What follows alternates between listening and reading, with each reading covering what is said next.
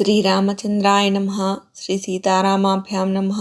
శ్రీమద్ వాల్మీకి రామాయణము యుద్ధకాండము 119వ సర్గము. శ్రీరాముని పరుషవచనములకు సీతాదేవి ప్రత్యుత్తరమిచ్చుట. ఆమె తన పాతివ్రత్యమును నిరూపించుకొనుటకై ప్రార్థనాపూర్వకముగా అగ్నికి ప్రణమిల్లి అందు ప్రవేశించుట. రాముడు రోషముతో అనగా లోకోపవాద భీతితో గగుర్పాటును కలిగించటి పరుషవచనములను ఇట్లు పలుకగా వైదేహి మిగుల వ్యధకు లోనయ్యెను.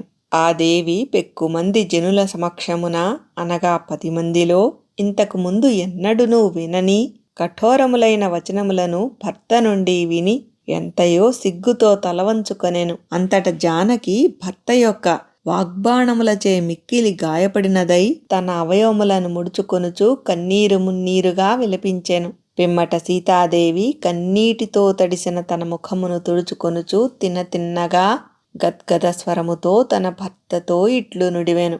మహావీరా, ఒక నిమ్న శ్రేణికి చెందినవాడు నిమ్నస్థాయి స్త్రీతో పలికినట్లు నీ వంటి వానికి తగని రీతిగా ఇట్లు కన్న కఠోరమైన పరుషవచనములను నాతో ఏల పలుకుచుంటివి.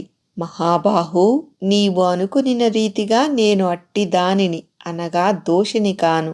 నా పాతివ్రత్యముపై ఆన, నన్ను విశ్వసింపుము. స్వామీ, నిమ్న శ్రేణికి చెందిన కొంతమంది స్త్రీల ప్రవర్తనను చూచి పూర్తిగా స్త్రీజాతినే ఇట్లు శంకించుట తగదు. నా గత చరిత్రను చూచి అయినను నీవు ఈ సందేహమును వీడుట సముచితము.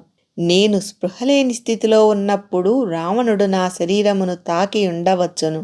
ఇది నా బుద్ధిపూర్వకముగా జరిగినది కాదు, ఇది దైవికము. నా దురదృష్టము.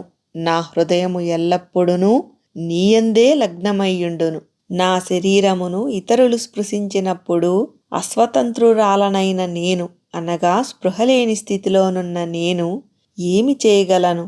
ఇతరులను గౌరవించువాడా, మన ఇరువురి మధ్య ప్రేమానురాగములు నిరంతరము పెనవైచుకొని వృద్ధి చెందినవి. ఇంతవరకును మనము త్రికరణ శుద్ధిగా ఒక్కరుగా మసలితిమి. అయినను నీకు నన్ను గూర్చి సరియగు అవగాహన లేనిచో ఇక నేను జీవించుటయే వ్యర్థము. మహావీర, నా జాడను ఎరుగుటకై నీకు నమ్మిన బంటు వీరుడైన హనుమంతుని పంపితివి గదా. ఆ సమయమున నేను లంకలోనే ఉన్న విషయము అతని ద్వారా నీకు తెలిసియేయున్నది కదా. అయినచో నన్ను అప్పుడే ఏల విసర్జింపలేదు. లంకలోనున్న నన్ను ప్రత్యక్షముగా చూచిన హనుమంతుడు ఆ విషయమును నీకు చెప్పిన వెంటనే నీవు నన్ను పరిత్యజించి ఉండవలసినది. అప్పుడే నేను ప్రాణత్యాగము చేసి ఉండేడిదానను. అట్లు జరిగియున్నచో పెక్కు సంకట పరిస్థితులను ఎదుర్కొనుచు వృధాగా ఈ యుద్ధమునకై శ్రమపడి ఉండేడివాడవు కాదు.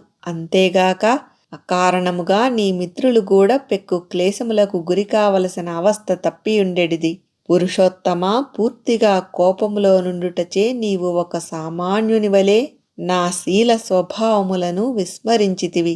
కేవలము నిమ్న శ్రేణికి చెందిన స్త్రీ స్వభావమునే నీ మనస్సునందు నిలుపుకొని ఉంటివి. సదాచారమును సద్వర్తనమును ఎరిగినవాడా, నన్ను జనక మహారాజు పెంచి పెద్ద చేసినందున నాకు జనకుని కూతురుగా అనగా జానకిగా లోకప్రసిద్ధి ఏర్పడినది. కాని వాస్తవముగా నేను భూసుతను, అయోనిజను, దివ్య వనితను. కాని వృత్తజ్ఞుడవైన నీవు ఈ విషయమును పరిగణింపనే లేదు. నా బాల్యమునందే అందరి సమక్షములో అనగా నిండు సభలో బాలుడవుగానున్న నీవు నా పాణిని గ్రహించితివి అనగా నన్ను పరిణయమాడితివి. ఈ విషయమును విస్మరించితివి. పైగా నీపై నాకు గల భక్తి అనన్యము. అయినను నీ యందలి నా భక్తి విశ్వాసములను గాని నా సచ్చీలమును గాని నీవు గుర్తింపనైతివి. కన్నీరుగార్చుచూ రోదించుచూ గద్గద కంఠయై శ్రీరామునితో ఇట్లు పలికిన పిమ్మట ఆ సాధ్వి చింతాక్రాంతుడై దైన్యముతోనున్న లక్ష్మణునితో ఈ విధముగా వచించెను. సౌమిత్రి, మిథ్యాపవాదమునకు గురి అయిన నేను ఇక జీవించియుండదలుచుకొనలేదు. కావున నా కొరకై చితిని పేర్చుము. ఈ తీరని దుఃఖమునకు అది మాత్రమే దివ్యౌషధము. నా పాతివ్రత్యాది గుణములకు నా భర్త సంతుష్టుడు కాలేదు. అందువలన ఆ స్వామి నన్ను అందరి సమక్షమున పరిత్యజించినాడు. నాపై ఆ ప్రభువునకు విశ్వాసమును కలిగించుటకు అగ్నిప్రవేశము ఒక్కటే నాకు శరణ్యము. వదనియగు వైదేహి ఇట్లు నుడివిన పిమ్మట శత్రు సంహారకుడైన లక్ష్మణుడు మిగుల దైన్యముతో శ్రీరాముని వైపు చూచెను. శక్తిమంతుడైన ఆ లక్ష్మణుడు రాముని ముఖవైఖరిని బట్టి ఆయన ఆంతర్యమును గమనించెను. పిమ్మట ఆయన అభిమతమును అనుసరించి చితిని సిద్ధపరచెను. అప్పుడు శ్రీరాముడు అధోముఖుడై ఉండెను. పిమ్మట సీతాదేవి మెల్లగా ఆ స్వామికి ప్రదక్షిణమునర్చి ప్రజ్వలించుచున్న అగ్నిని సమీపించెను. అనంతరము ఆ మైథిలి చేతులు జోడించి ప్రణమిల్లి ఇంకను అగ్ని సమీపమునకు చేరి ఇట్లు నుడివెను. నా హృదయము ఒక్క క్షణమైనను శ్రీరామునకు దూరముగాక నిరంతరము ఆ స్వామి ధ్యానమునందే లగ్నమయ్యున్నచో లోకసాక్షి అయిన అగ్నిదేవుడు అన్ని విధములుగా నన్ను కాపాడుగాక. నా చరిత్రము అనగా ప్రవర్తన దోషరహితము పవిత్రము అయినను నా పతిదేవుడు అన్యాయముగా నిరాధారమైన నిందను నాపై మోపియున్నచో లోకసాక్షి అయిన అగ్నిదేవుడు నన్ను రక్షించుగాక. నేను మనస వాచ కర్మణ అన్ని విషయములయందును సర్వధర్మజ్ఞుడైన రాఘవుని అనగా ధర్మార్థ కామములయందు అనుసరించియున్నచో అగ్నిదేవుడు నన్ను రక్షించుగాక. కర్మసాక్షి అయిన సూర్య భగవానుడు వాయుదేవుడు సమస్త దిశల అధిదేవతలు అట్లే చంద్రుడు రాత్రింబవళ్ళు ఉభయ సంధ్యలు భూదేవి ఇంకను ఇతర దేవతలు నన్ను పవిత్ర చరిత్రనుగా ఎరుగుదురు. అదే రీతిగా లోకసాక్షి అయిన అగ్నిదేవుడు కూడా నా పవిత్రశీలమును గుర్తించి నన్ను కాపాడుగాక.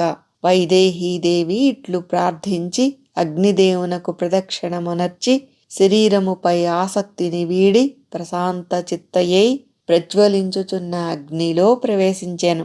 అప్పుడు బాలుర నుండి వృద్ధుల వరకు గల సమస్త జనులను సీతాసాధ్వి అగ్నిలో ప్రవేశించుచుండుట చూచి ఎంతయో భీతిల్లిరి. మేలిమి బంగారు ఆభరణములను ధరించిన ఆ సీతాదేవి పుటము పెట్టిన బంగారము వంటి దేహకాంతితో భాసిల్లుచూ లోకమంతయు చూచుచుండగా ప్రజ్వలించుచున్న అగ్నిలో దూకెను.